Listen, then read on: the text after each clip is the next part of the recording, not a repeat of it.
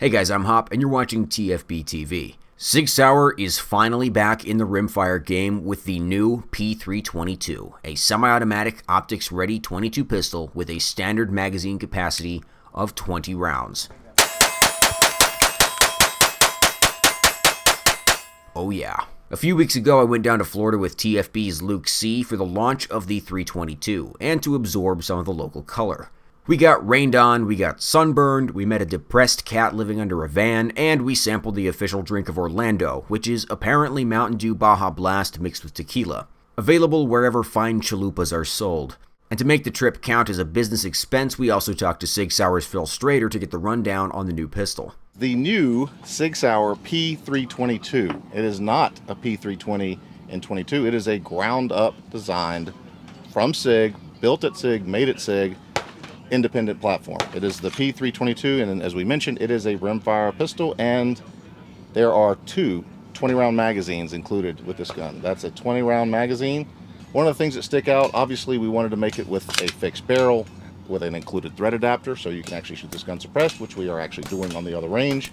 It also has fiber optic sights, completely adjustable, all the standard things you would expect on a 22 pistol, but we didn't stop there.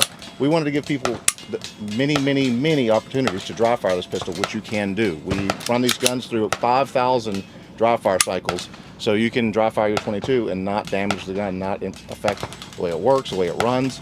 And speaking of the triggers, it ships with a flat trigger, but it's actually not a trigger at all. It's a trigger shoe that can be removed and replaced with a curved trigger that is also included in the box. So flat trigger shipped, curved trigger included. Taking it off, as you can see, is very easy and covered in the owner's manual, and to reinstall just as easy. So modular trigger, easy to take apart, easy to shoot. Everything about this gun is easy. So this pistol actually does come with a flared magwell. The real challenge was to make sure we could get a magazine to fit flush and keep the same dimensions as our extended magazine. So if you look actually in the magwell, you'll see two ledges, and that actually is what our magazine sits on to keep it from over inserting, because that's another issue. If you get a magazine to work in a magwell, it's very easy to push past that ejector and maybe damage the gun. This one won't do that because it has stops inside of the magwell. So pretty cool feature. Like I said, our engineers, they pretty much think of everything. Smart guys. So did I mention that we're going to offer 25 round extended magazines? Now extended, they'll be that much longer, but they will hold 25 rounds. We also make a holster for this thing in case you want to train with a holster. It's a single action only, so you just engage your manual safety, please, when you're holstered. Ambi manual safety, ambi slide catch lever, even the mag catch can be reversed. So if you're a left-hander, this gun, No way. can be shot lefty. Another little cool thing is you don't have to burn, melt, or cut your fiber optics. They will actually come pre-cut, and they simply come out of the optic. It's all covered in the owner's manual, very easy. The front sight's removed. There's basically a fiber optic rod going this way, holding it in. It slides out, put a new rod in. Now, with all that said, we didn't break any rods in test, none. So if you just don't like green, and you want red or yellow, we will have those available as an accessory as well to be able to exchange these out for whatever color you like. You could do one red, one green. You could do whatever you want. I wouldn't suggest that, by the way, but you can. But yeah. Might destroy your brain. Yeah, you might have a fit or seizure or something when you're out there shooting. We don't want that. Yeah, so one of the things we wanted to do to make this gun run every type of ammo you could possibly buy was we actually fluted the chamber of the barrel. We fluted the chamber to help with extraction and to help 22, let's face it, there's not a lot of quality control on a lot of 22 ammo, and we wanted to make sure we addressed that with as reliable of a platform as we could find. As I mentioned, the goal with this gun was to surpass the competition. We used other 22 pistols in the same genre, the same class of firearm, to kind of give ourselves a benchmark of where we wanted to be.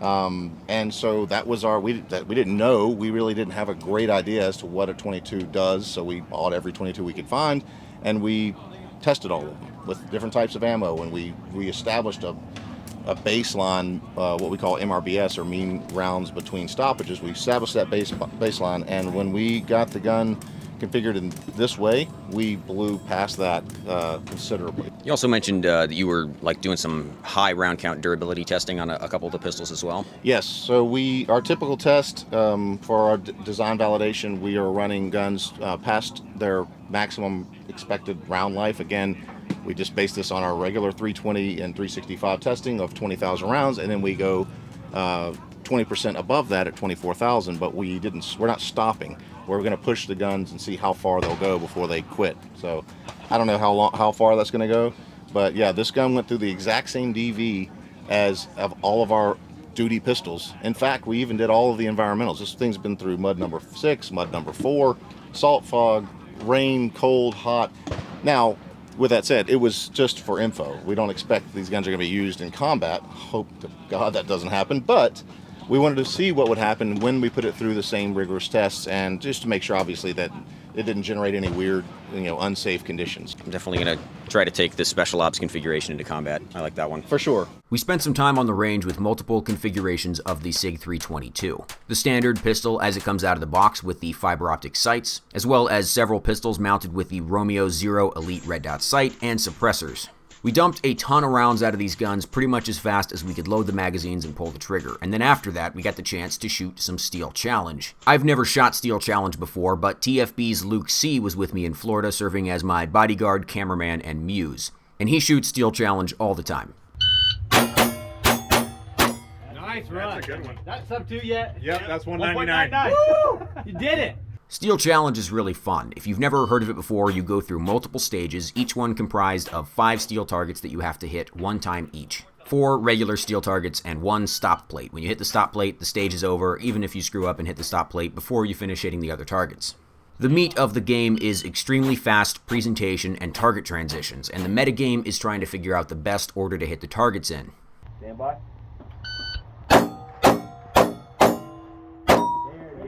There we go. Everybody shot the stages with the factory configuration of the 322, meaning we were all using the fiber optic sights, no red dots. The rapid transitions from target to target really made me miss having a red dot. I've already been a big fan of pistol red dots, but this cemented it even more in my mind. The fiber optic sights on the 322 are fantastic and high visibility, and on at least a couple of the stages I was able to hit the closer steel targets by just shotgunning over the top of the fiber optics with both eyes open. Yeah, we did. Woo, That was it. 130. That was nice. 130. Yep. Woo! Ready? Yeah, One more time. One more. Okay. Here we go. Yes. Nice. However, if I'm being honest, I would immediately put a red dot on this thing. It is a massive improvement in terms of speed and accuracy. Burn it down. Burn it down. No, don't tempt me. Stand by. Gas it up and burn Stand it by. down.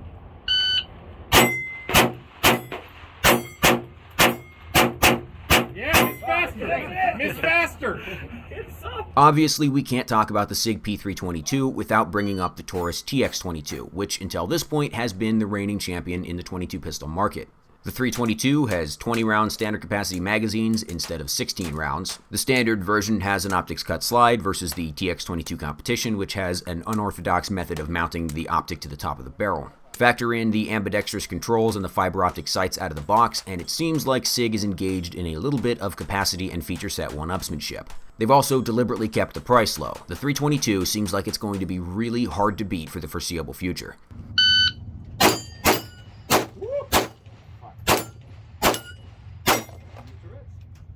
You had me moist after that second transition, and then you just really let me down. And you kind of shit the bed. Thanks for watching, guys. TFBTV is supported by our sponsors Ventura Munitions and Top Gun Supply.